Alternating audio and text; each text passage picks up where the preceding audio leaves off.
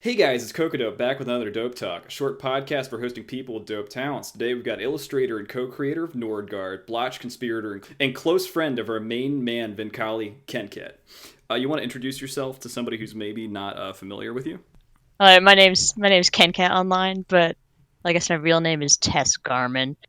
Um, yeah, I guess that's it. I draw and post things on the internet and have been doing that for years. So Like how long have you been posting for? it's probably at least a million years at this point. Mm, Well, I think I started like posting furry art back in the Yerf days, the Yerf which I think days? you're just a young whippersnapper don't know about that, but I guess it was What? back in like 98 to like 2000s or something Mm. like that. That's when I found furry, and I immediately demanded to get a scanner from my parents so they could post really bad Lion King fan art. Holy crap! I see. I And actually I had a scanner too as a kid, and it was like I would always just scan these crappy drawings and put them onto like DeviantArt, and I'd be so proud of it. And I'm like, who needs cleanup? yeah, exactly, it's like, oh, 12 pixels wide sounds perfect. My computer will crash if it's bigger than a floppy drive. But yeah, it was basically that, and I guess I tried to like apply to Europe multiple times, and they rejected me for being the small 14-year-old noob. But then eventually I got on, and back then that was like the safer work equivalent of like some art form like for Affinity. I don't know. It was So furry so was artists like posting stuff. Yerf was like a sort of like a website or It's kind of like, yeah, I'm gonna date myself here, VCL or whatever. It was like you posted art, and it kind of just went into this. There was like a recent post, like things that were posted recently, and you could just click them. But it us? wasn't really, you couldn't leave comments and stuff. And I don't recall if you could fave. I don't think you could fave or anything. There was a forum associated with it where people would like comment on art they liked and start a thread on it. But it's kind of old school.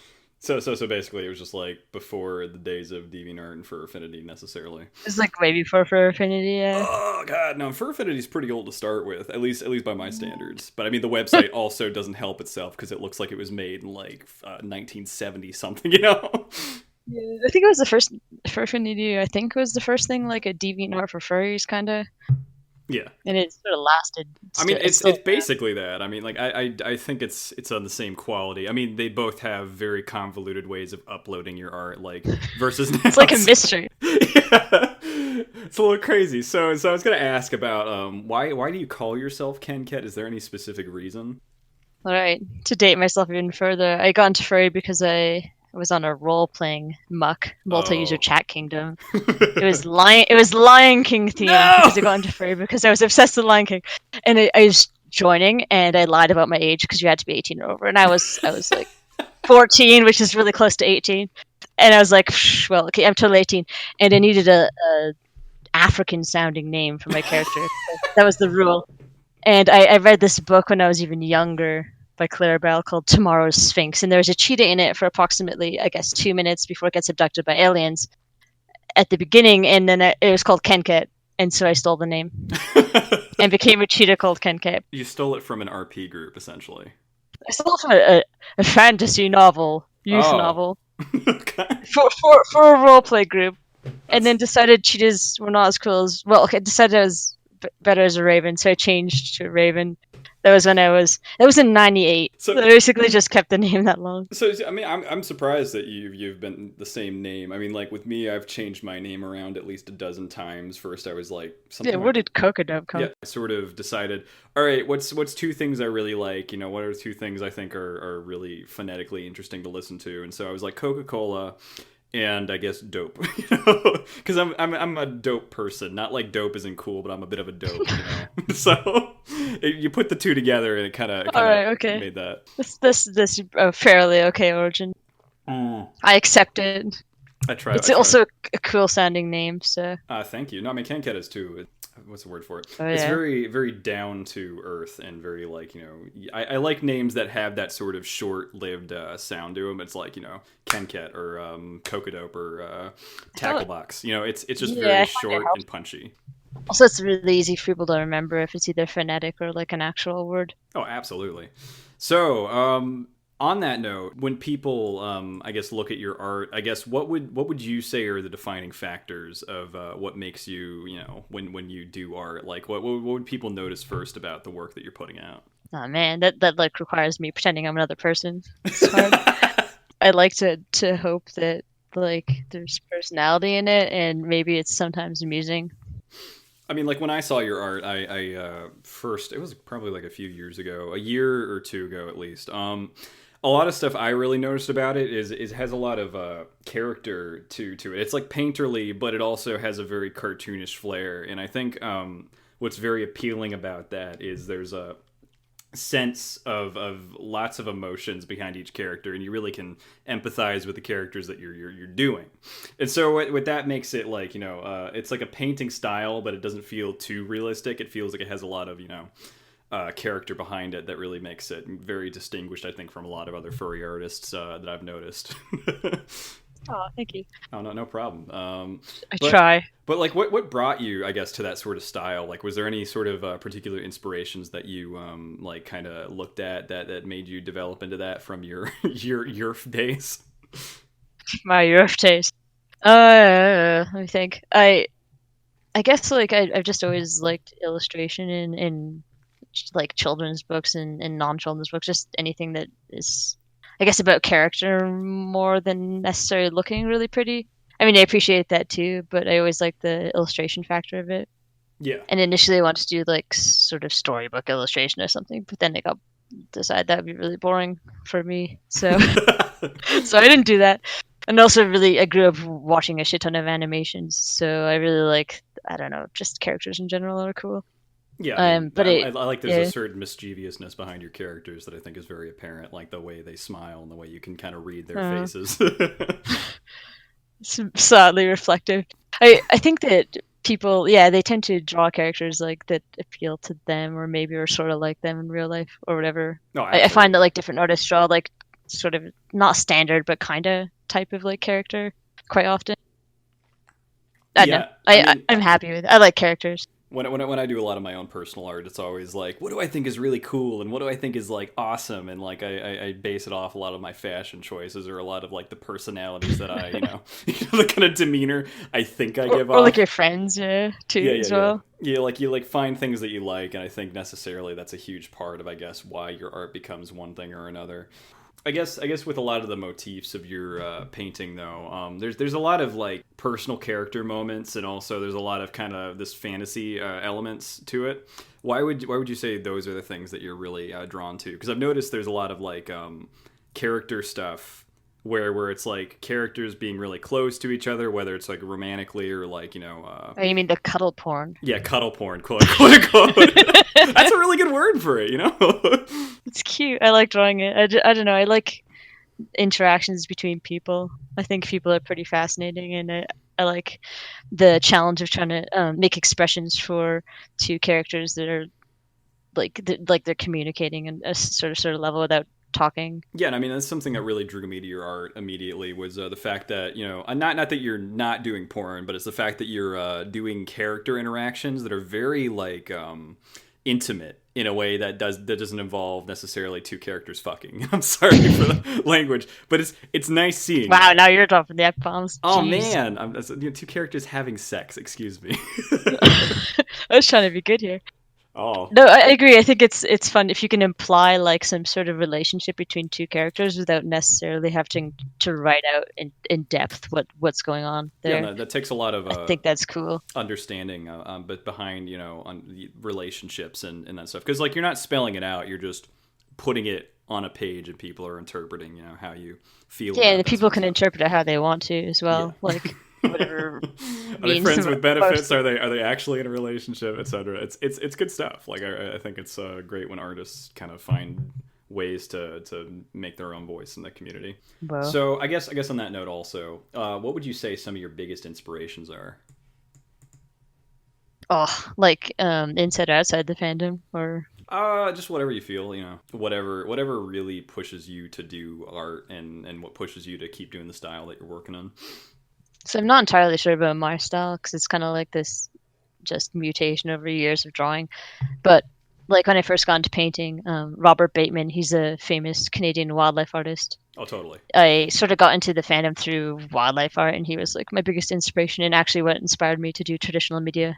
Granted, there wasn't really like really cheap tablets and stuff around back when I started doing art, but yeah, so I got into that from that, and also James Gurney, the Dinotopia books. He has a really good book on painting now called like Painting with Light or something like that. But he's just insanely good at developing worlds, I guess. He does oil paintings. He Oh, also I inspired love me. that stuff. Like stuff that like defines, a sort of Yeah, character in the world rather than just the character with the characters. yeah. It takes a lot of skill to do that. And then like the other, I guess, main influence was Bill Watterson, Calvin and Hobbes. It's kind of Ah, obvious with my inked and watercolor stuff. I it's kind of like actually kind learned of to do funny. that I from. can see a lot of that in your art, with the way the characters like interact with each other. It's very like on par with how Calvin and Hobbes are kind of. Yeah, and also just my style of inking and painting.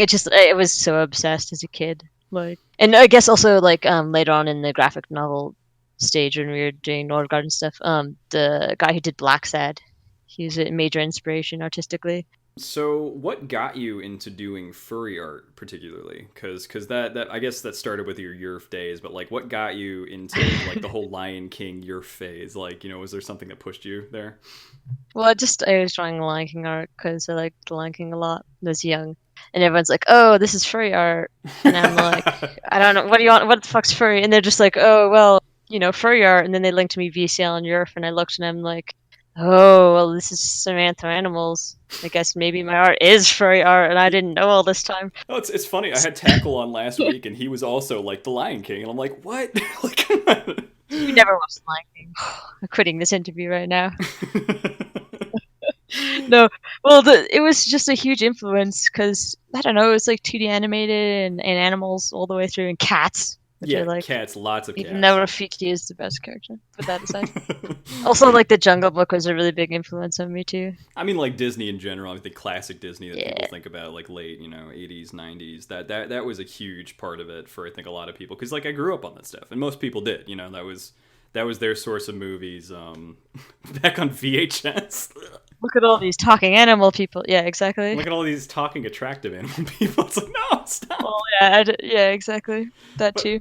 but I mean, it's interesting. I think that a lot of people draw from that sort of pool. I mean, like I had a lot of friends in school also who said like the Lion King was their big thing that like started the whole like their way of going down the furry hole. But I mean, I don't know what exactly was up before then because I think that the internet kind of got big around the same time the Lion King came out, yeah, or definitely just around age. So like suddenly there were these huge forums of like Lion King fans posting fan art. the secret of Nim.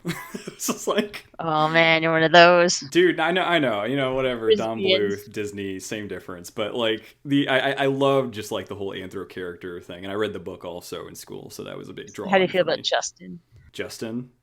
Oh man. Nimrat. Oh God, I'm just like so dead. Was he like the sexy Nimrat, the one that like Yeah, he was the sexy one with the blue coat. I think it was blue. and then Yeah. like he was like implied to have like been with like Miss Frisbee or Miss Brisbee or whatever they called her. Wow, you're really proving yourself a Well, no, dedicated no, no, no, fan no, at no, this no. point. See, in the book they called her Miss Brisbee or Miss Frisbee. It was one of them, and then they changed it for This the reason in the movie. movie, I think. Okay, Yeah, because I'd actually never read the book, so I wouldn't know.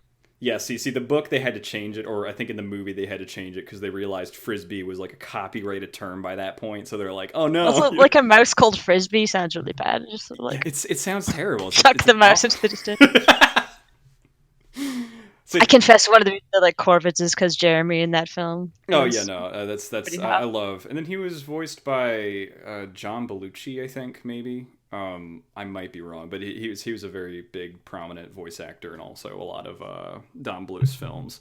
Yeah, Just he's like, in a lot of. I don't know. I like him a uh, lot.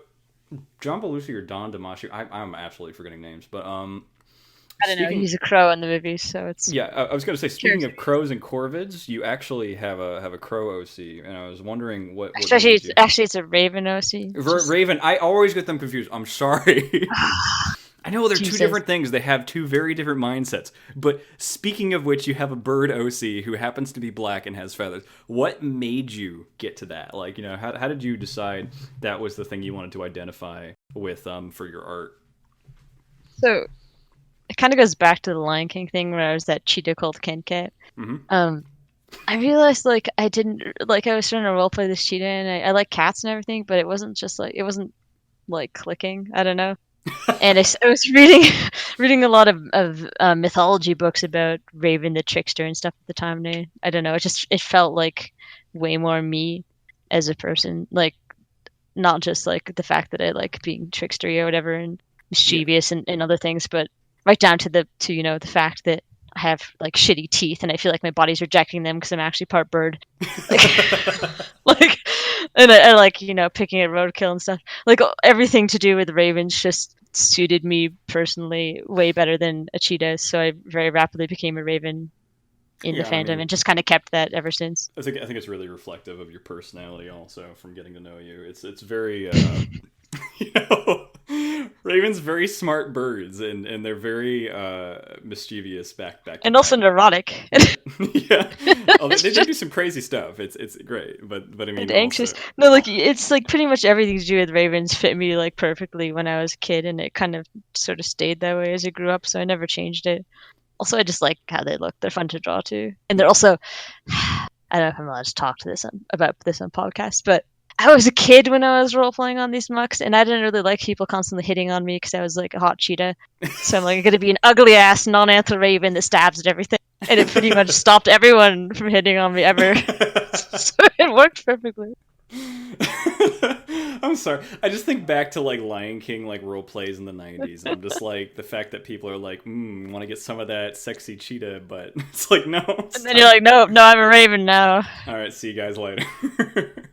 So I found it suited me the best in my personality, and it feels comfy. And I think if you're gonna have a sona that's sort of like you, it's best to choose one that sort of feels okay and good. Yeah, I'm kind of on the other end of that. Like where when I made my sona, it was like I kind of did it impulsively because I'd been a non-furry, quote unquote, for like years and years, and I was so closeted about it. It was like it was just all this pressure building up inside. So when I finally disconnected myself from my official account that I'd been posting on for like years and years, and probably like 4 or 5 years by that point. I was like, all right, I'm gonna start doing some furry art, and I'm gonna make my little icon like a little fox guy because I love foxes at the time, and I'm also because you googled furry and a fox came up. Yeah. No, I'm sorry. Not really. I get it. It feels so guilty because like every time I look at foxes or I hear about foxes, it's just like common basic kind of animals that people are into, and it's like everybody and their grandma has a fox sona, but like I don't take any kind of like guilt in that because I feel like at least with my character I enjoy what he looks like, I enjoy what he is. I'm not trying to do some sultry fox soda role plays online because there's a lot of that. But it's just a very comfortable thing for me. I didn't feel like out of place, and I didn't feel like people were making fun of me. I actually had people ask to like buy my sona before because they were like, oh, he's a cute little fox in a hoodie, can I have it? Wow. Yeah, and I was just like, why would you literally just make May I buy your identity? Put it in a hoodie. There you go. That's all you got to do. Just make the markings like a little bit different or something. It's not that hard.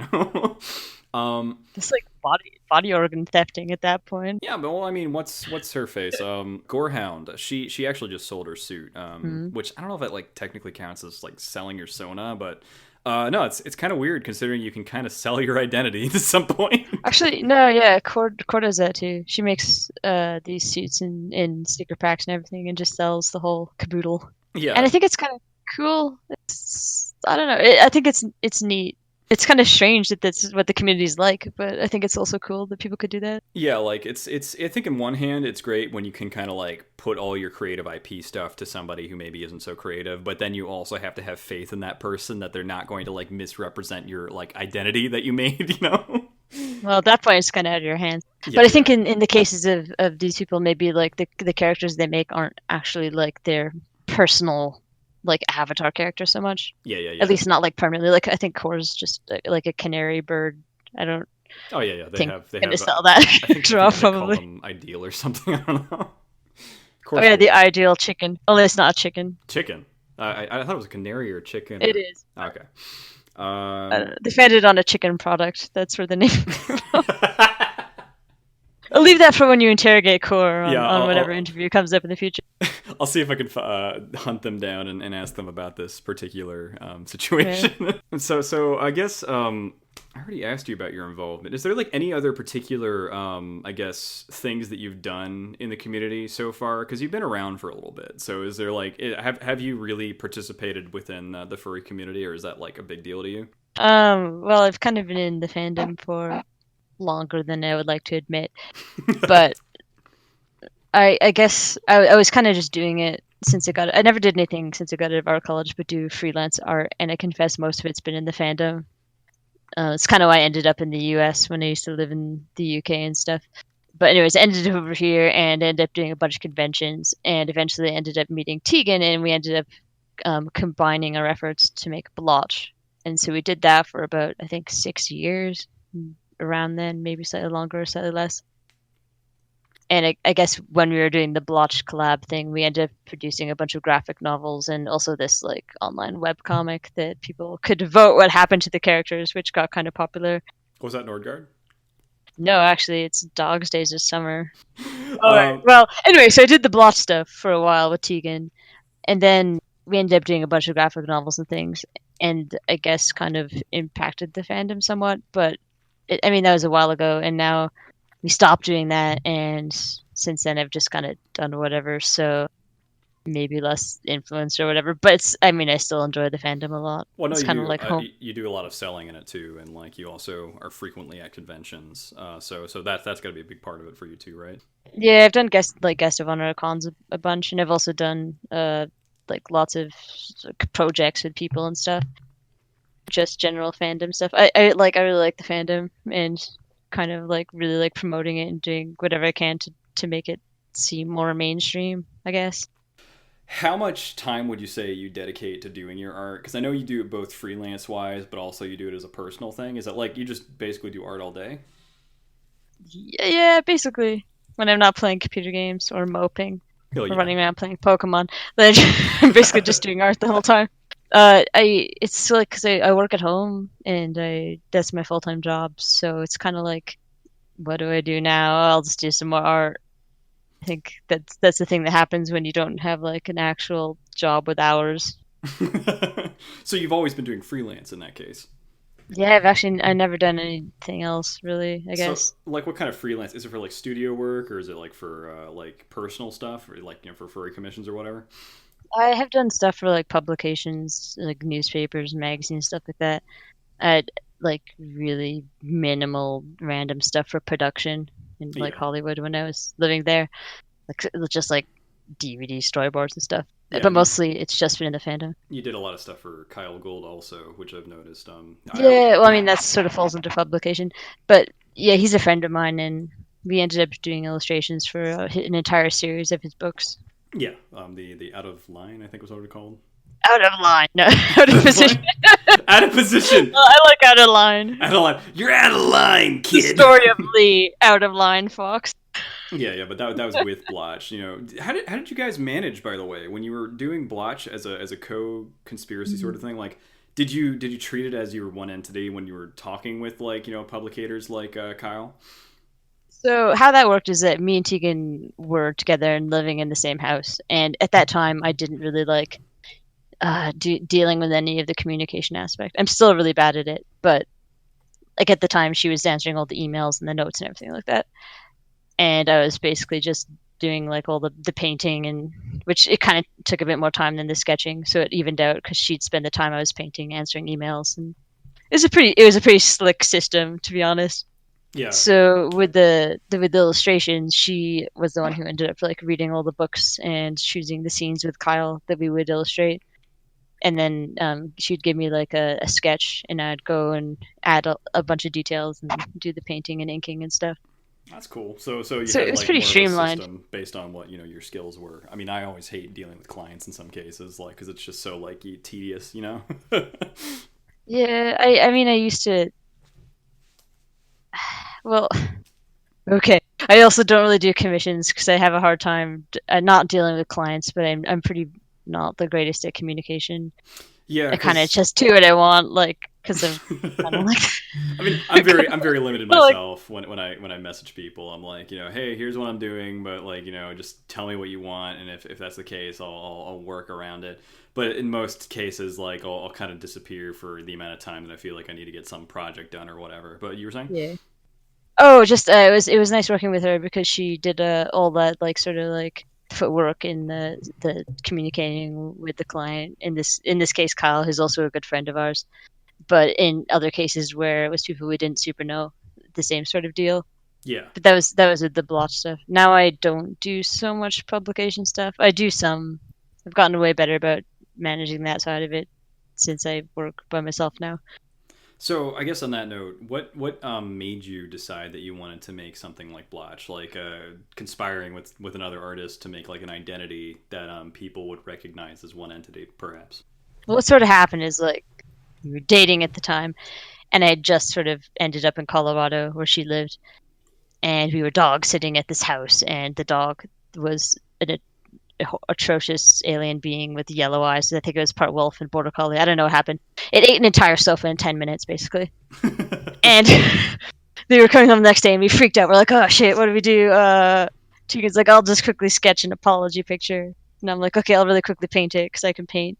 And so we kind of made this picture that you can actually find in VCL if you dig back into the historic archives to Blotch. The very first thing we ever did was kind of a collab apology for the dog eating the sofa. But then after that, I moved in with her, and we were like, "Oh, it was really fun that time when you sketched that thing and I painted that thing." And then we thought it'd be fun to do that and then like post it as like a single person and see. I don't know. I kind of like things like that sort of conspiracy. So we want to make this character that maybe people would think was one person. Of course, people are smart and they figured it out right away because Yeah. whatever. I mean, I went to the Clever. profile and I saw the little picture you did of like the raven and the other animal, and it was like equals this. And Well, I'm that like, we did. We added that like 4 years into it. But at the beginning, we pretended we were just like this dude leopard. But the artists were like, "Oh, we know what this is immediately in like 10 days or yeah. less because we're smart." But anyway, so we started doing that because we lived together, and she liked sketching, and I didn't really like sketching. I just liked painting, and it worked out great. And it was really fun because when you're working with someone else, it kind of like it really drives you because there's like this dual motivation going on at the same time. Yeah, I mean, yeah. I don't know. You work in studio stuff. Is it sort of similar there? It's debatable. I mean, sometimes it's great because I think when you work with enough people, you definitely have a lot of motivation knowing that someone else is depending on your part of the Yeah, definitely collaboration. that. But it absolutely depends on who you're working with because I think if there's someone who's just not motivated or they're not driven or maybe they don't have the kind of art direction and inspiration that you're looking for, it's very frustrating because you're stuck with Yeah. somebody who maybe isn't on the same page as you always, and you're trying to work with them to make something that's good, but you have to be with the group. We did actually a group collaborative project a while back Oh, in one of my schools, or where we did like this film about this dog and a cat who were roommates, and it was great. I think some of the direction for it was an absolute pleasure to work with, but there were also a lot of people in the class who just didn't even care, and it was just a hassle to work around them. But like you were saying, I think it's great when you have somebody who's a visionary that you're working with who depends on you and kind of motivates you to work in that direction. But I've noticed you've done a lot of collaborative projects like that. From Nordgard to Blotch to Vincali, which we'll talk about later. But who like, is Vin Collins? who is that guy? But like I was saying, it's what I guess you're just very fond of working in collaborative efforts like that. Yeah, I like. I mean, I love doing my own stuff, but it's also really cool working with other people because pretty much everyone I've ever worked with has had like a much more strength in one area than I have. Yeah, And I find like the art ends up being different than had I just made it myself, and also I end up learning stuff from the process. Like I learned a lot about drawing expressions from working with Tegan, and also I did a bunch of My Little Pony art with Sophie Cabra or Spain, as she goes by. For a couple of years, my time in the pony fandom, I learned so much about drawing cartoony stuff than I never knew before. I I mean kind of it's sucked in it, it before, but then after that, it's it was really evident in the stuff that you're doing, like with the cartoonish style and like the way you do like expressions. I think it's brilliant. Yeah, but just doing all the collabs with the ponies taught me so much that I wouldn't have like known as like it's almost like not apprenticing, but you're working with someone closely and you kind of rub off on each other, I think. So you end Yeah. up learning a lot in the end. I think that's a great thing, but it's also very dangerous when you have enough friends that are all rubbing off on each other and your style sort of amalgamates. You Suddenly know, you're all Vin Kali. yeah, suddenly you're all Blotch, you're all Vincali, you're all like Yeah, whatever you prodigy can right also now. definitely become reliant on the strengths of the other people and not necessarily develop that talent on your own if you're Yeah, I doing it like mean, over a long period of time. you even look at big studios like say Steven Universe or like not studios, but you look at big project studio stuff like Steven Universe or OKKO, and you kind of notice all of the artists working on it have a very similar approach to how they stylize their work. And it's because they have to work in the style so often that it sort of becomes their own thing. Like a lot of people I know who worked in the Adventure Time comics, back when that was a Yeah. thing.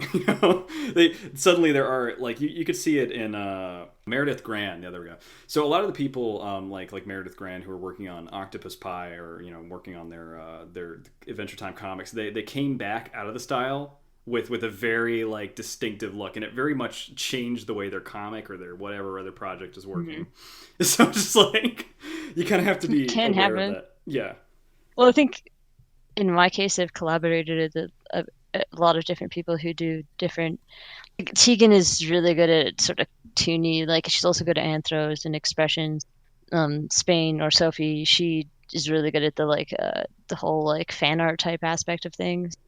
And I've collaborated with Lofi as well on the Hacks account, which some people know of. It's more like he's really good at lighting and backgrounds and stuff and digital rendering. I never actually tried to do digital art before, so I've been learning a lot of that from that. But I guess if you just like work with one person too long, once I started to figure out doing the blotch thing, it can become like dominating your I guess your art style. Yeah, and your work habits and demeanor and kind of how you think about going about like any kind of piece, whether it's personal or for actual like work. Yeah. I mean, not to be like a collaborative social butterfly, but it's nice to collaborate with different people because every time you collaborate with someone new, you learn some sort of different art thing you didn't know. Wow, So rude. going back to the whole community aspect of it, with the whole fur convention stuff, I guess you've been selling for a while, also. At least from my perspective, what kind of got you into that? Well, to be honest, I went to a couple of cons not as a dealer because well, they were like way olden time Eurofurnaces, like Eurofurnace 7, Eurofurnace 8. They didn't really even have a dealer's room, and they didn't really have. There's just a bunch of artists at a picnic table, kind of drawing for free back in the day.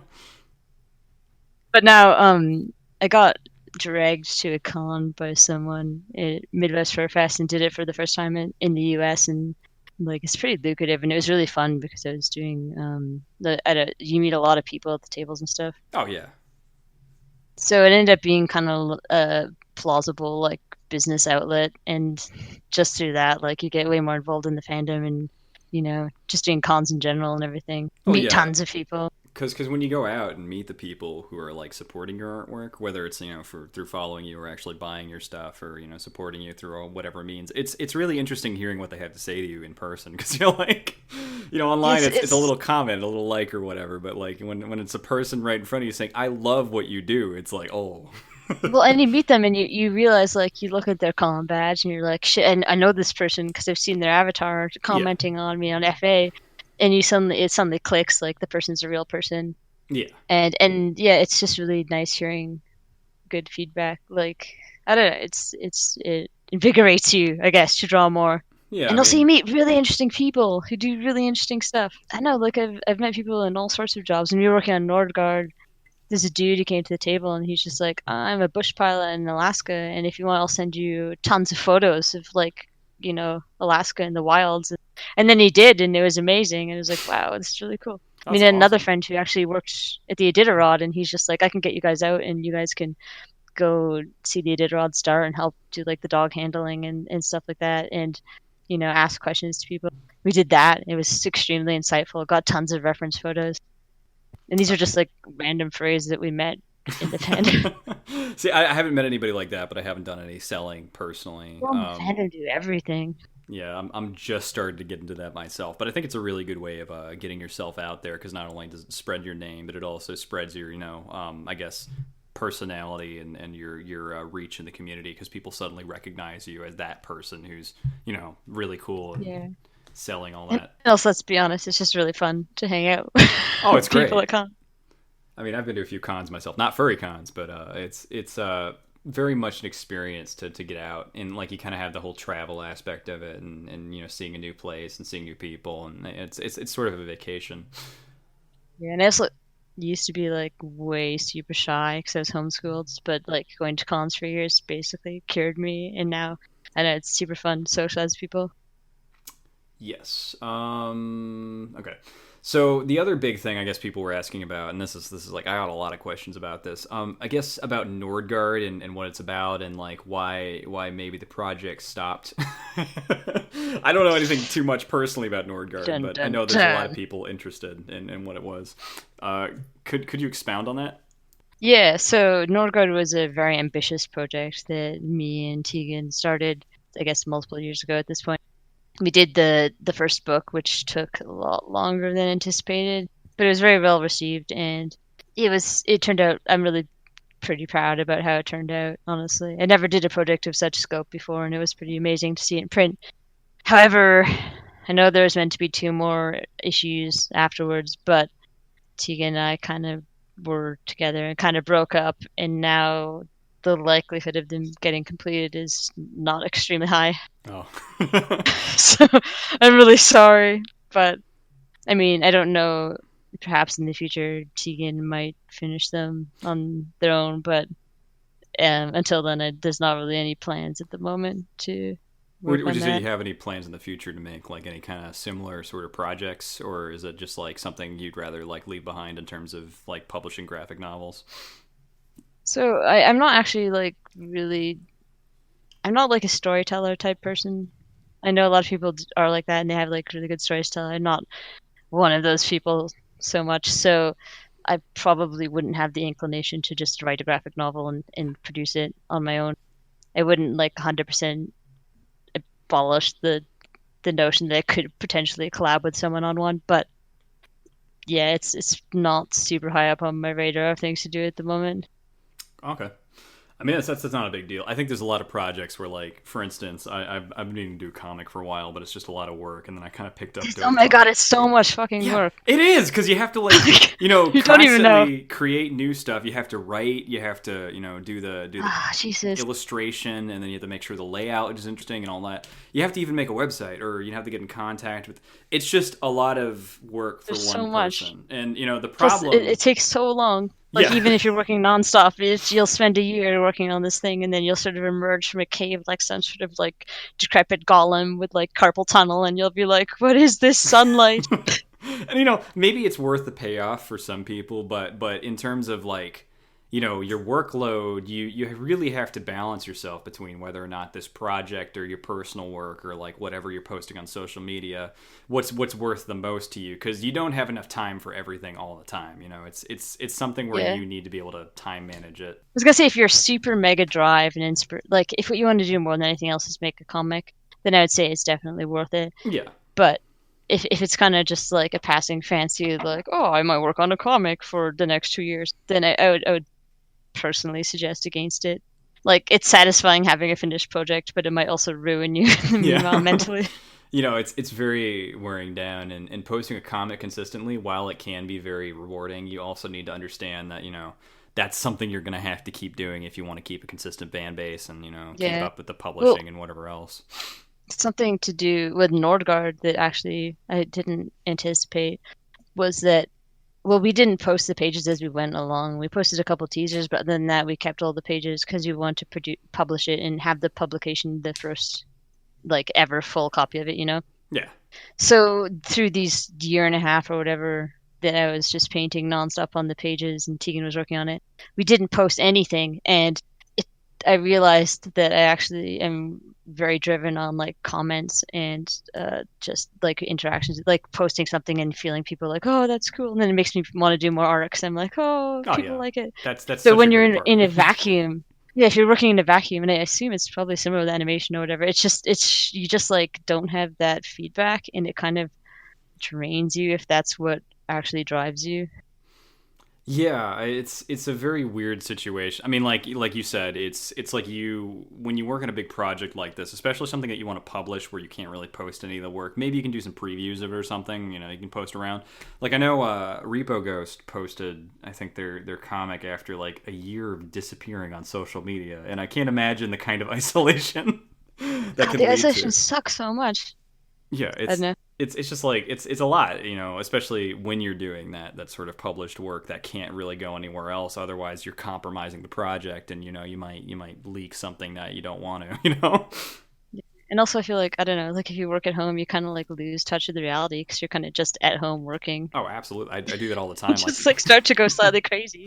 this last summer, I was looking for jobs, and I'm just like sitting in my apartment every day, just me and my dog. And you know, I get outside, I walk my dog or whatever, but like I'm not interacting with people. I'm not going out for lunch all the time. Going out to lunch is like a treat for me, and that shouldn't be the case. But That's your extreme social event of the month. yeah, like that's my like wow, I'm doing this for one day of the week out of 5 weeks. It's something I think Yeah, I get that. doing freelance can definitely be very draining in that sense. So it's also very important for you to schedule things where you're getting out and finding ways to interact with people. Otherwise, you might feel emotionally drained. Yeah, it's really hard to.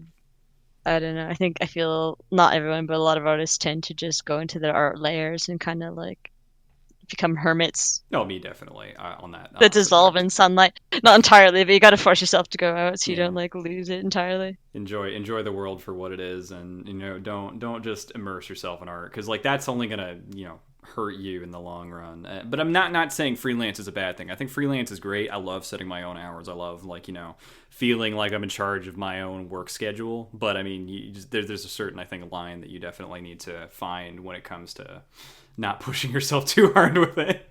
It's really easy to just let it be everything in your life and Yeah. lose touch with everything else.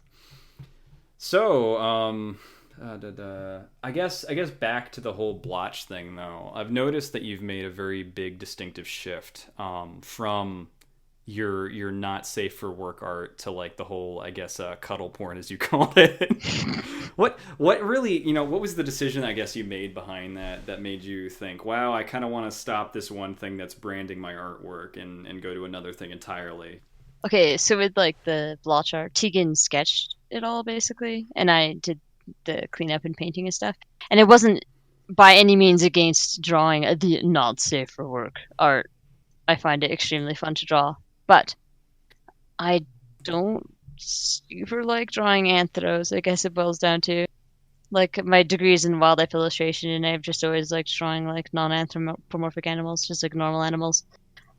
And so when I started doing my own stuff again, I kind of just defaulted back into that. Yeah. But at the same time, I still like there's certain scenarios where you want to paint like something like some cuddling dudes or whatever people, and you don't. It's gonna look really stupid if it's like a non-anthro like raven and a non-anthro whatever German Shepherd. It's gonna just you won't be able to take it seriously. It's just gonna look stupid or comical. Yeah. Like to hit like the emotions that you want to achieve with that picture, I mean, it kind of has to be anthro to some degree, I think, Yeah. in a lot of cases. Or like a lot of people like that way more than like the non-anthro stuff. So I do draw it sometimes because of that, and I don't dislike it entirely. I just prefer to do it like me and Lofi have done a bunch of hacks collabs, and almost all of them are anthro. But he's really good at drawing like humanoid animals, and I'm not so great at it. So I love the way you say and it. maybe I'm using it as a crutch, but I don't. I'm not so great at drawing anthros, and it's not like my favorite thing to draw, so I tend not to. And yeah, so I guess that kind of leads into porn. It's not that I don't like drawing the adult stuff. I kind of like cuddle porn. I think it's sweet. I don't know. No, I mean I'm the same. It's Like also fun to. I'm not by any means against adult art, and I don't hate drawing it. I just like sometimes just forget about it and just draw other stuff, I guess. yeah, I mean when I got into doing the whole furry thing, it was like I had to find ways. I guess I wanted to brand my art because there's a lot of porn. Let's be real, that exists. But I Yeah. I kind of decided consciously I don't really want to make that part of my branding. I wanted to let people know I'm more into like the whole fashion, the more whole, like, I don't want to say cuddle porn is my thing, but it's like that whole just when you're with your friends, hanging out, having a good time, doing whatever. Like, it's very laid back, very casual, very like whatever. It's its own thing. It was just a conscious decision. It's like relationships versus, Yeah. smut. Yes. But it's just people doing their everyday thing, and that's what really interested me. Actually, I think that's really cool about your art. I love that, I guess, slice of life type of thing. Only like you see a scene and you're like, oh, this is cool. This is like these people hanging out in this area, doing this stuff. Well, that's I the love kind of that. stuff that interests me, and I have nothing against porn. I think porn's great, but I think to each their own. And there's definitely people I think who do porn better, or do casual stuff better, or do non-furry better, and I think it's great when you have a sort of variety to that formula, because the easy thing to do in the furry fandom is to be like, all right, I'm gonna do furry porn, I'm gonna make big bucks, I'm gonna make all this stuff, and So everybody's gonna love me, because that's what happens a lot. I have a point to make on this, if I'm allowed to say it. Go for it. Um, so there's like this weird misconception in the fandom that you have to draw porn to get rich or popular, Yeah. and I honestly don't think that that's the case. No, not at all. And I think that like some people fall into that trap, not calling it a trap, but like I don't think that you should ever feel the need, like Obligated. if you join the fandom and you have good art, to like feel like you have to draw porn to do well. Yeah, it's kind of just weird, I guess, because it's like it's just so common, and there's so many sites It dedicated to is. it too. No, it's super common, but yeah, I don't know. It's No, a as a bit of a tangent there. No, I just I don't, yeah, I don't think people should feel like they have to, because I think that it's a misconception that people need to do that to get no. I money mean, I or think it's a really great point popularity. to bring that up. In terms of letting people know that it's like you don't have to do one thing to be popular, and I know there's a lot of like patterns to doing it, and people kind of analyze it and they're like, how can I do this myself? But I think the best way to do it is just to set up a brand for yourself and let people know what you're consistently posting. That way when people come back to your art, they'll always know what to expect, versus like one day you're posting porn, one day you're posting like just people hanging out, or one day you're posting like dog pictures. Like it's better to be more concise and honest with your work, rather than like all over the place, at least in my book. I think if you're going to do art as a business or a life or whatever, it's you'll be much more happy if you do the stuff you like to do. Absolutely. And yeah, if you're doing something just because you think it's going to do well for popularity or money, then like it's maybe a question like if you actually want to do that, because you can also just focus on the stuff that you like doing, and it might actually work better and you're more beneficial in your direction, if that makes sense. Yeah. Back to that, I guess the whole social media aspect of your work is really intriguing to me, because you have some very specific ideas in mind for how you like to market yourself. I guess what are your thoughts immediately on social media? Like how do you feel about posting your art and how people interact with it? Initially, I was like mortified and terrified or whatever of like posting on Twitter, because for some reason I thought it would annoy people if I spammed. But then I realized that Twitter basically exists to entertain people when they're on a train rides on their commute. So I got over that. And I think that, I don't know, I think you just need to post. Basically, if you want to build up a fan base, you got to post as much as you can, as often as you can. Do you And mean like even if art, it's or like just stuff in general? personally, I just post art on my account with the Okay. occasional random thing, but like I think that if you are posting a lot of text and opinions, that's totally fine, but you can slightly disturb people sometimes. But that's, I mean, it depends what you're talking about, of course. You could be super interesting and then people like want to read everything. But personally, I just stick to art. And if you're trying to build up an art fan base, the best thing you can do is just post art all the time, at popular times of day, at any time of day.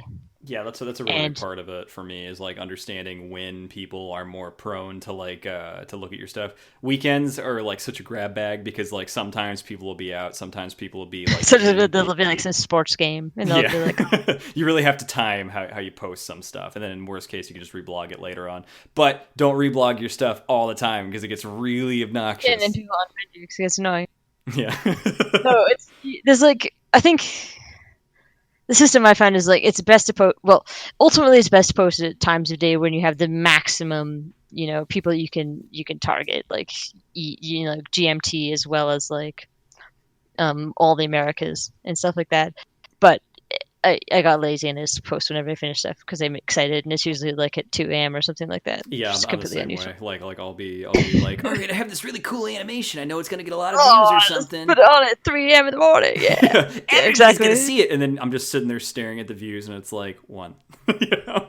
1 view, 2 views. No, it's definitely a temptation, and if you can resist the temptation, at least initially, if you're trying to build up, I guess I'm gone off topic, but whatever. If you're trying to build up a fan base, like to resist that initially and try and just target the prime times of day, it'll be most optimal for you.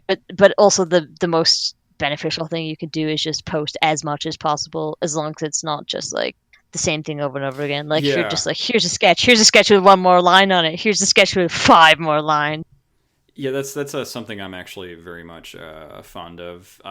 Posting art, but making variances with what you post. Because if you post like 5 icons and then you keep posting icons, people are less likely to be interested in icons. Like, you have to kind of spice it up with different sorts of things. And even if you like do say like only paintings or like of characters, just spice up the subjects, make it different things each, every now and then. Don't make it like the same kind of Yeah. interaction or the same kind of setting. And because I get a lot of people asking for commissions from me about their character on their phone in their bedroom, and I'm like, Oh man, those commissions are all the most generic scenario ever. But I mean, it appeals to everybody because they do that. But yeah. I mean, the amount of there's only times so many ways you can draw it. I've Honestly.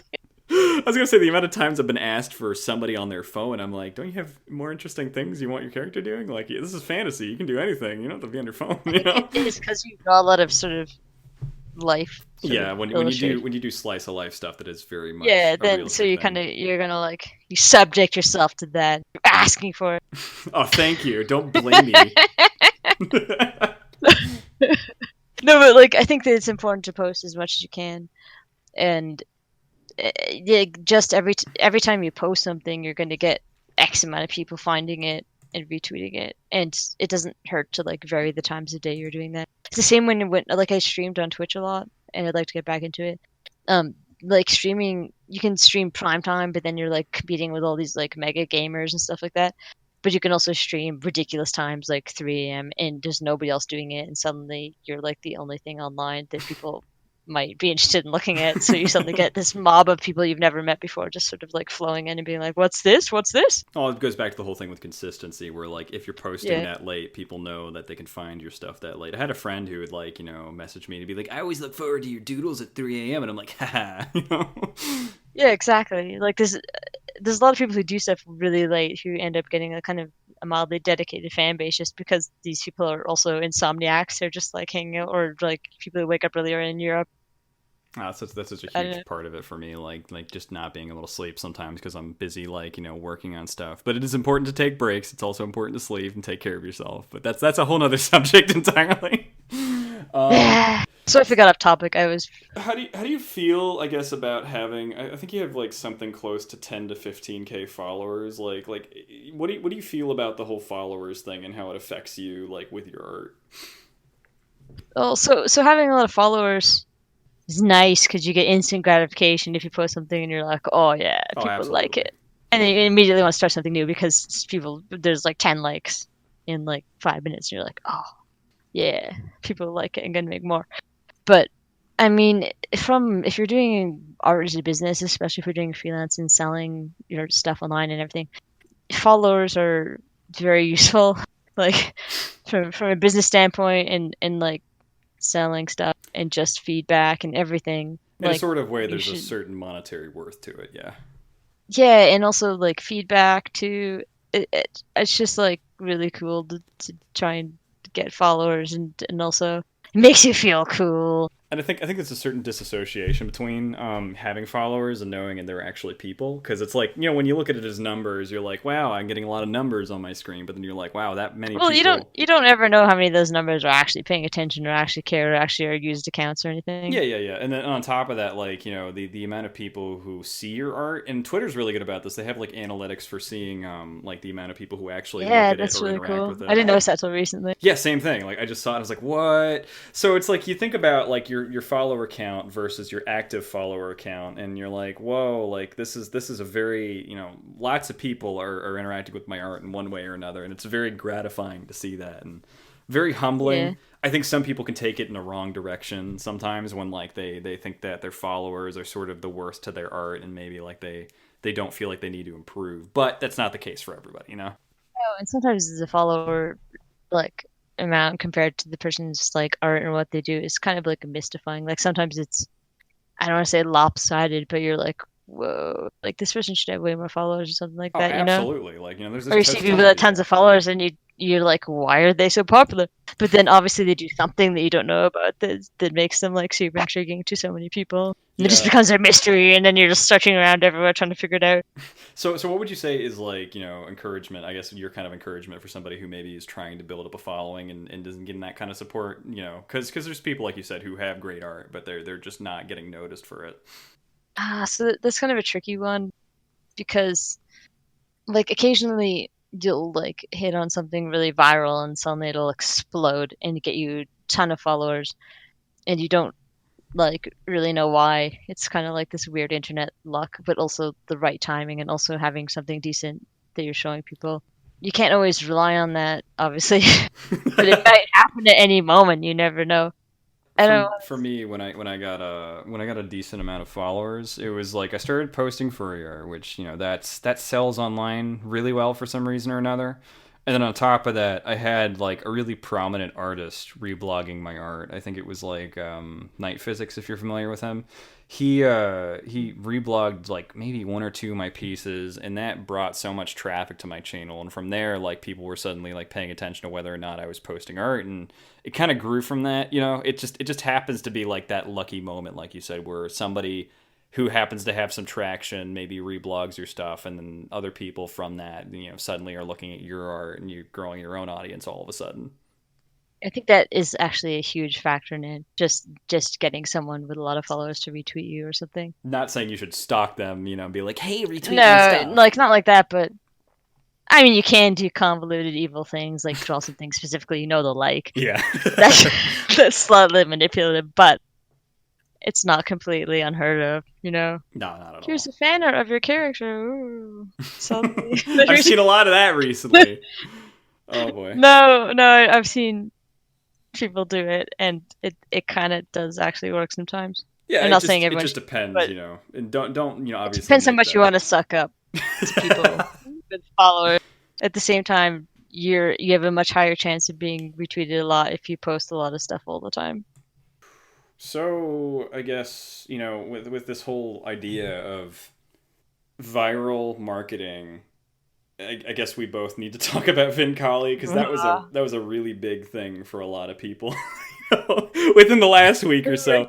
Maybe you're watching this from a later date and you're not familiar with Vincali, but I guess you want to maybe try to introduce that for somebody who has no idea what this whole Vincali thing is about. All right, so once upon a time, Oh, you could go. there was a Telegram chat with a bunch of furry artists, and we were like having weekly art challenges. And one time we're like, "Hey, let's do a weekly art challenge where we all draw stickers for some character we don't know who."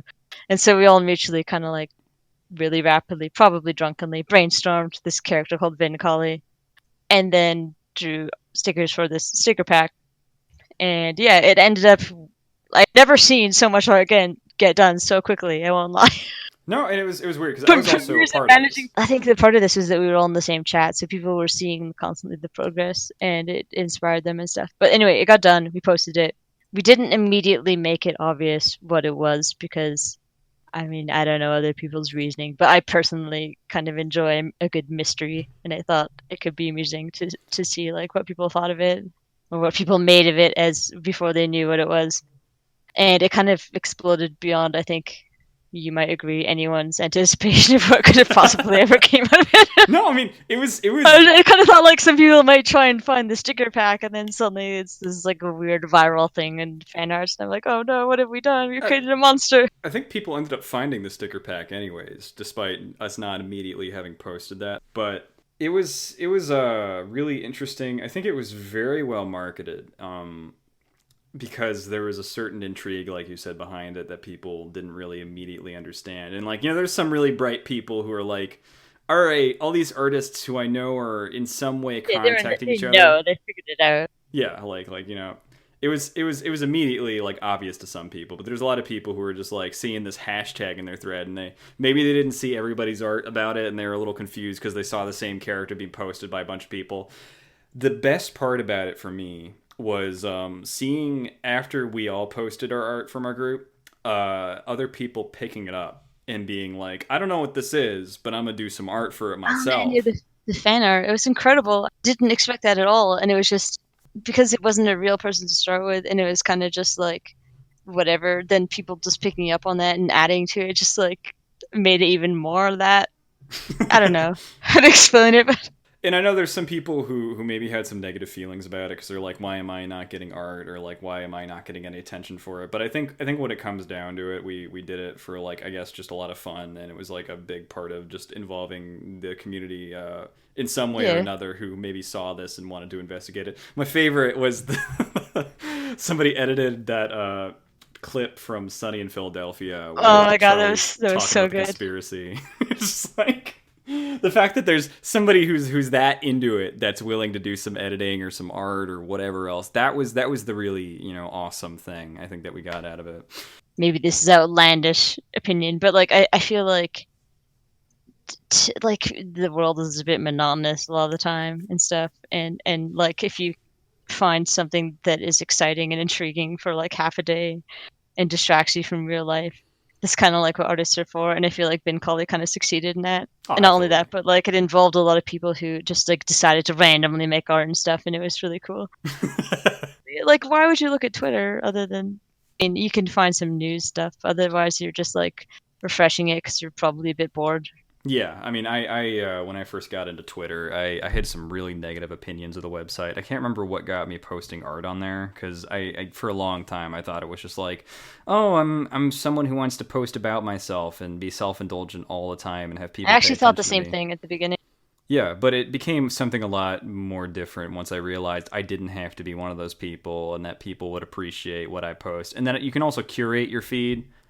Whether or not you're Yeah, following somebody gives you the option to mute them. So you only see like what if somebody only posts art or somebody only posts drama, you can pick between what you want to see, and that's great. I love it. It's yeah. almost better than Tumblr in that sense because there's some people I follow on Tumblr. I'm like, maybe if I unfollow them, they'll be mad at me.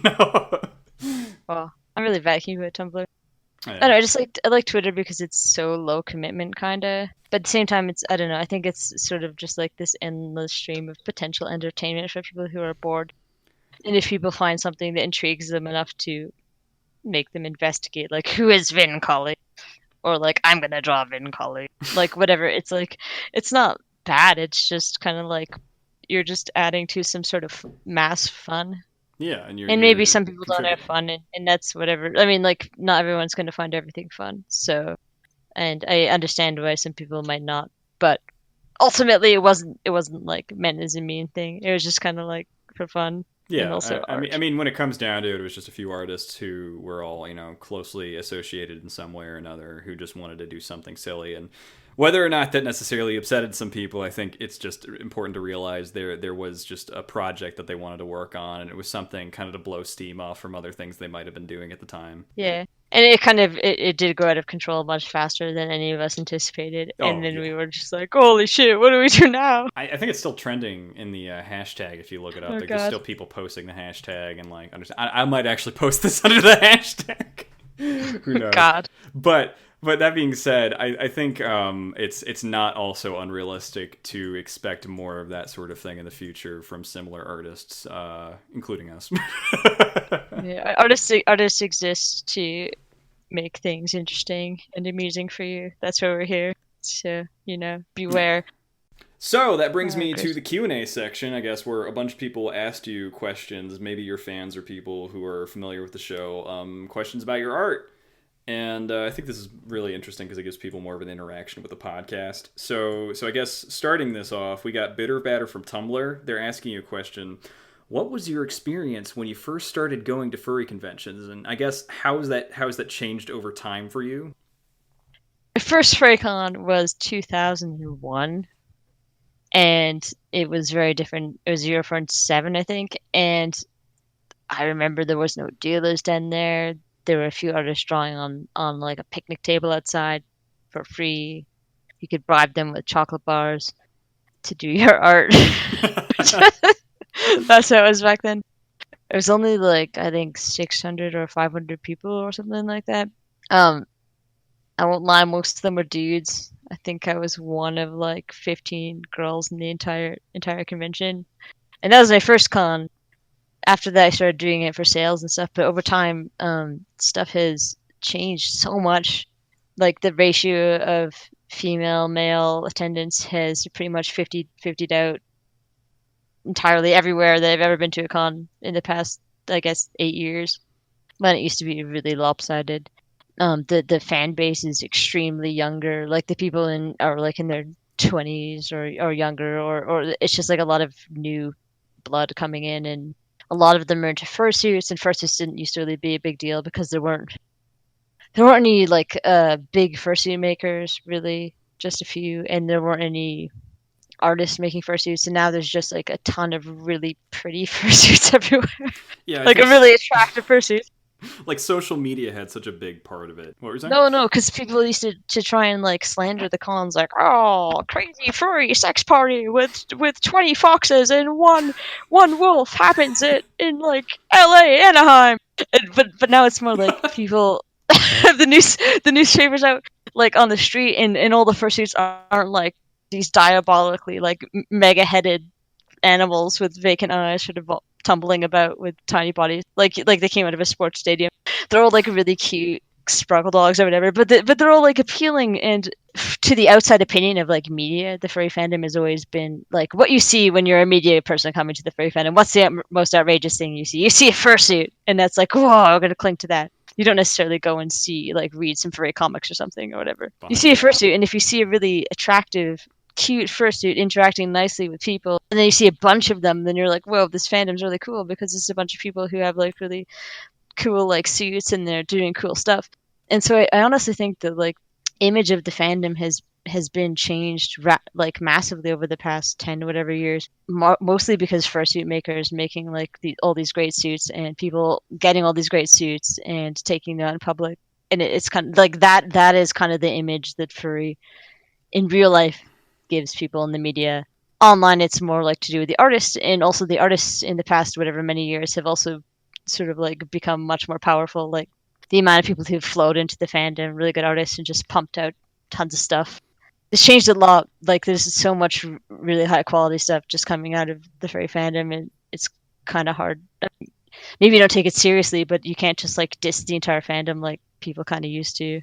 Oh, I mean, like I said, social media is such a huge part of it now because, like, I feel like Yeah, social too. media and the furry fandom have both grown. Like the whole idea of negative feedback coming from like a few isolated known websites now to like bigger websites like Twitter, Tumblr, I don't want to say DeviantArt, but like places that are social media, even Facebook by this point. There's a lot of positive media coming out about furries, and for the people who were like very paranoid and hateful of them, they found more things to hate because like I guess when it comes down to it, a lot of people who were against furries now are like either into it or they just don't care, because there's so much positive expression in the media now. They also like furries give a ton to charity, and a lot of kind of well-known internet people have come out as being furry, Oh yeah.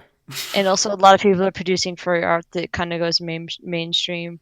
It's kind of, I don't know. I think it's evening. It's kind of like the sci-fi fandom. It started out as a bunch of people like obsessed with creepy green pornos of creepy green alien ladies, and now it's like 100% socially acceptable by everyone in Yeah, this huge it's convention. like pop culture by this point. I could imagine furry Yeah. stuff being very much like because everything's been rapidly expanding. There's even more cons coming out. There's even more representation coming out on like cartoon shows, like in the networks and stuff. It's Yeah. just stuff that everybody's accepting. But when I went to an interview for like a job that I was trying to get, one of the guys who talked to me the day before, like when I came in, he's like, "Hey, it's the furry guy," and I'm like, "Yeah."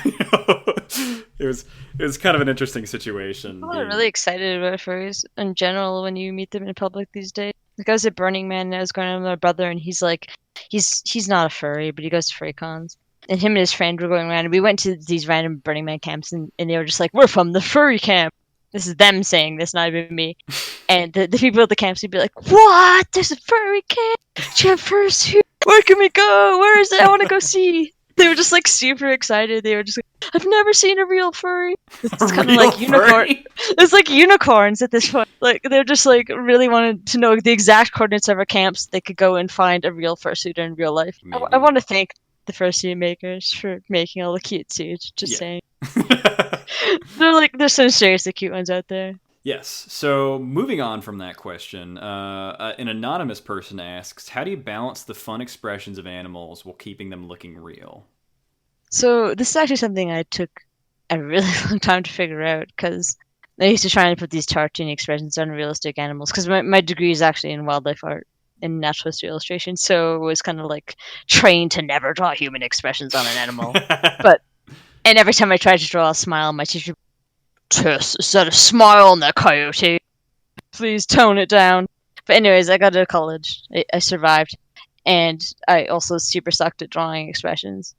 But it's hard, and for years I tried to draw a cartoony expression onto a realistic animal, and it kind of looked always awkward.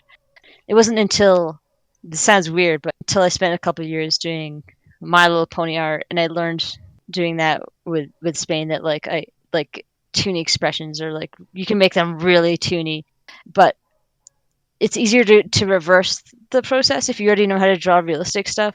Like it's easier to learn how to draw toony stuff separately, and then your like realism inclinations seep back into the toony as you go in the opposite direction. Yeah, it's than like it is to try and like put toony on realistic.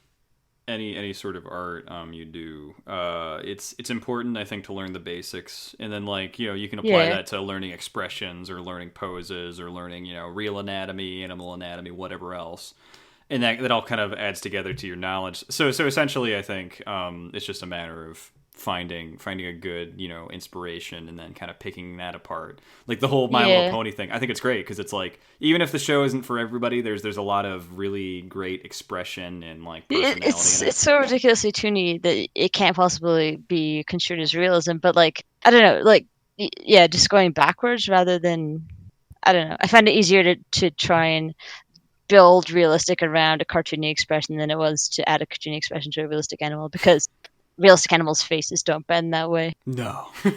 but you can take a toony expression and force the realism around it.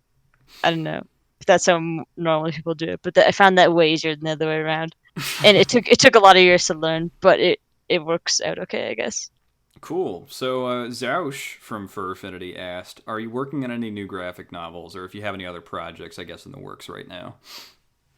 So, not super working on any graphic novels at the moment. I'm not mega into storytelling. That was kind of like Tegan, who did that with the Norgard and stuff. I like painting, but it was also really kind of stressful working on graphic novels. I don't know if it's super my thing. I guess you have to try something and figure out if it works for you, and if it doesn't, you're kind of like, eh. And I think I felt kind of about it. I really respect it. Yeah, so I don't foresee doing any more graphic novels in the future, I guess, unless I have like a super inspiring idea or a proposal from someone. Yeah, if you have like a partner who's really doing all the work that you. I can't see myself writing one. I could potentially see myself working with someone on one, but independently, I'm probably not going to just pop out a graphic novel. Yeah, I mean that's a lot of work, to put into that sort of thing, and you really have to. It also takes.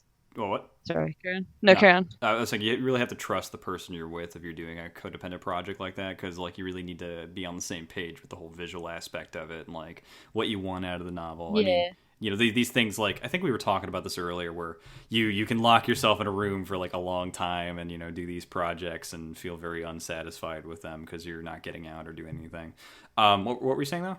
I think if I was going to work on another graphic novel, it would have to be either someone I was like really involved with and living with, or I really felt passionate about the project, or miraculously became a writer, and which I don't see happening at any time in the future. Also, I kind of flit around from project to project because I won't say I'm like have a short attention span, but I like feedback, and I felt like when I was working in the graphic novel, I was kind of working in a void for a really long time, and it kind of like sucked a lot of my drive out. And I know a lot of people post the pages now online, which I think could be quite different. But as for other projects, nothing extremely mega at the moment. I have an idea, but I don't know if it's ever going to get made because it's kind of like extremely large. But maybe someday. That's all Cool. I'm going to say about it. It may involve snakes and mice. That's Snakes all I'll and say. mice. That's all I'll say. But it That's a probably very never get wide done. But if it possibility. does get done, then you'll be like, ah, that's snakes and mice. I remember that from the interview. Snakes and mice. That'll be the name of it. It'll just be Snakes like and mice. It's the running the production name of it, the Snakes working and Mice. title. The company, it'll have like snakes and mice and like the little logo. So disappointing, but not really. I guess at the moment. No, I mean it's fine. I think everybody has their own stuff. Like I was working on a comic, and now I'm suddenly working on a podcast. Like stuff I know. changes. Okay. Well, yeah, and you can always like put something aside and go back to it. Yeah, exactly. Whatever. There's nothing saying you got to do this. It's just a matter of committing to a project, and that's really how something will gain traction. We got another question from Argentaris from Twitter. It's what project are you most proud of? Let me think for a moment. I guess from an accomplishment level of something like after the fact where I was just like, wow, I did that thing. Norgard was by far the most work put into a single project. And like it actually got kind of nominated for an Eisner Award, and that was cool. Like the upcoming award thing, and that was super cool for both of us to see that because we spent so much time on it. But it at the same time, it was kind of like mega draining. But I do think from proudness, that was pretty fun. We made kind of a furry card game that was also really satisfying, but I don't know if I'm super proud of it. But people had fun playing it. That's all I have to say about that. You guys got published, and I noticed you also have a lot of work that shows up on like websites for cons or like for other products or whatever else, and it's kind of interesting seeing like that commercial aspect of you flying around. Actually, there was a cover we did. I think it was for. I think this of all the blotch single paintings that we ever did, the one I was most proud of that Tegan and I did was for Texas Freight Fiesta for the guest of honor. They wanted a cover that was like heroes versus villains, so we drew this like Tegan just a ridiculous picture. I think it was like 50 people versus 50 people. It was so many characters on one page. But for every villain at the bottom, there was a hero at the top, and it took months to paint, but Oh man, it turned out pretty cool. I saw the original because I didn't want to sell it. did you have I like thought, a pic of that online? yeah, I do. I'll see if I can include that in the link below or Okay, something. I'll link it to you after. But yeah, it's kind of like a ridiculous picture. It was like, whoa, that's a lot of detail. But I guess for projects in Nordgard, for projects that probably had the most impact, we did Dog's Days of Summer years and years ago. It was like the live journal comic where people could vote what the characters did and stuff. I felt like that had some kind of impact on the fandom in general. So from a standpoint of making a difference, I feel like that was kind of unintentionally something in retrospect I realized might have influenced a lot of people, which is cool because I hear a lot of people were like, "Oh, I joined the fandom because Dog's Days," and it's like, "Oh, that horrible comic we made years ago where everything's wonky and the anatomy is shit," but like at the same time, it's like, "Oh, that's really cool if that made someone want to like join the fandom, then that's totally it was worth all the time we spent on I it." love that sort of thing though. Is like when you look back at a project you did years ago and you're like, but people say it's good, and you're like, Yeah, well, maybe it isn't as the thing bad. is, yeah, and if it made one person feel a thing that made them join the fandom or made them avoid the fandom forever, I don't know. Like, if you make any sort of change with anything you make, then as an artist, you're making you're making a difference. Like that's what you live for, I guess, sort of. Dope. So, last question, and this is kind of relevant, I guess, because I hear you talk about it all the time. But Nemo from Twitter asked, "How many types of beers do you drink?" How many types? Just anything about beer in general. Beer. I really like beer. I drink it too much. These days I drink a lot of goses because I like citrus and bitterness, Yes. and it's like that without the sweet. So it's like grapefruit or lime or whatever and salt infused into beer, and it's nom nom. It's good. But I like IPAs and I like ambers and stuff. The only beer I don't really like is Belgian beer. Belgian. Like I know it depends not on all what it Belgian beer, is. just the really sweet, The ones with that weird sweetness. The I, dark ones are fine. I like the citrus kind of beers. Very fond of lagers and golden ales. I'm not Yeah, into they're like dark beer. drinkable light summer beer. No, Yeah, yeah, I yeah. like dark beers, but they're kind of like the beer you drink when you want to pass out 2 minutes later. Like if you're an insomniac. Yeah, yeah, Right now I'm or drinking. it depends on what you're eating it with. Also, like if you're eating, I feel That's more of true. a dark beer kind of thing. But I mean, flavor is such a huge thing for me when it comes to beer. One of my favorites right now are the Kona Bruco ones, where they have a few different kind of Wait, which one? The varieties. Kona Brewery? Yeah, the Kona Brew ones. Which ones? They got this one that's called Lua something. It's like Lua grass. It's like a ale, but it's got a very lemony kind of taste to it. It's very good. They also have the Longboard ale, which I think is Yeah, awesome. I actually went to their brewery in Hawaii. Ah, I'm so jealous. No, the most common beer I drink these days is like the IPA they make. I can't remember the name. Starts with Oh, H. I know It's got exactly what you're passion talking about. fruit and some sort of citrus in it, and guava. And it's okay. I have the tiny liquor store by my house, and I'm usually too lazy to drive. And it's got that, and so I'm like, I want that. Yeah, But it's they like also have the passion fruit ale this time of year. Right now, I'm drinking a Gose Sierra Nevada beer, which cool. I like because it has cactus in it, which nothing ever has That cactus. sounds awesome. I'd actually Such really a good like to try flavor. that. But Sounds. the Avery Gose with the skull on it and the lime. Oh, good quality. I like a lot of beers, but in the summer I really go for the Gose slightly fruity beers. Not too fruity because I don't like stuff that's super sweet. But like No, I I like think beer shouldn't be too flavorful in that sense because it feels like two conflicting tastes that don't necessarily work together. Like I like very like bitter stuff. The Flying Dog one that I really liked was they had this that was the ancho first lime. beer I ever drank. Which one though? Like what kind of Flying Flying Dog? Dog Old Scratch. We're back Ooh. when it used to be in Denver before it got bought by Baltimore.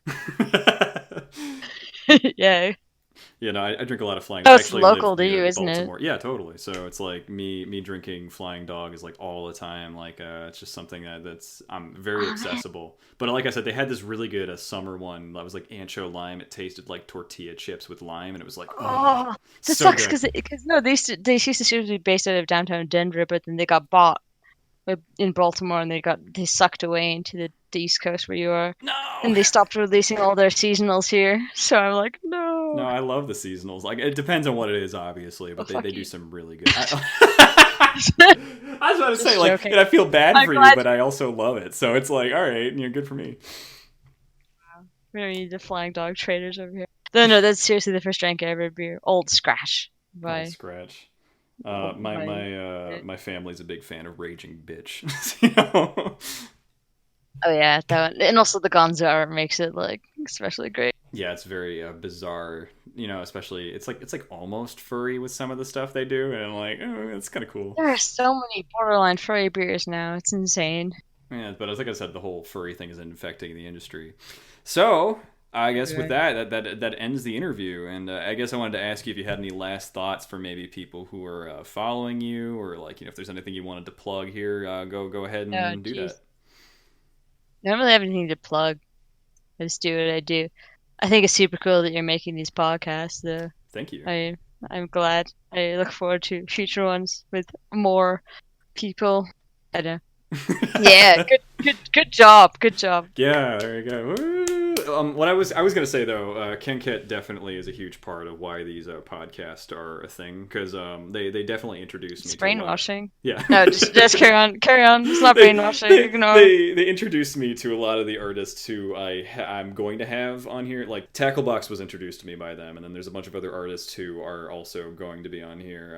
One of them being Kyle Gold, which I think is awesome because that means like more Mhm. people branching into different kind of art crafts that they're doing. But Yeah, it's no, cool to hear from different. Yeah, I think it's super cool that you're covering like all the different genres of artisticness, I guess, in the fandom. yeah, because like I don't want to give people an impression that art's the only thing that gets noticed. Because I do love myself some writing and like some fiction and all that stuff. But Hmm. it's like I said, I really appreciate you having been a major part in why this actually became a thing. I just wanted to give credit Yeah. there where it's due. Oh, thank you. No problem. The Ravens know everybody. It's a So, conspiracy. I guess with that being said, that wraps things up for this week's Dope Talk, and I'm glad you guys listened, and I hope you have a good whatever. Take care, everybody.